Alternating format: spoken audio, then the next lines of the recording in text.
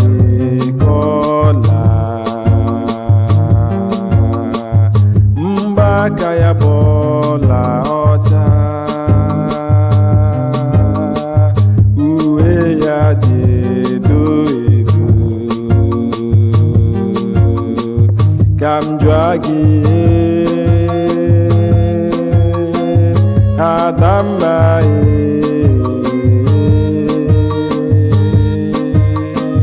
agwa gị asị ole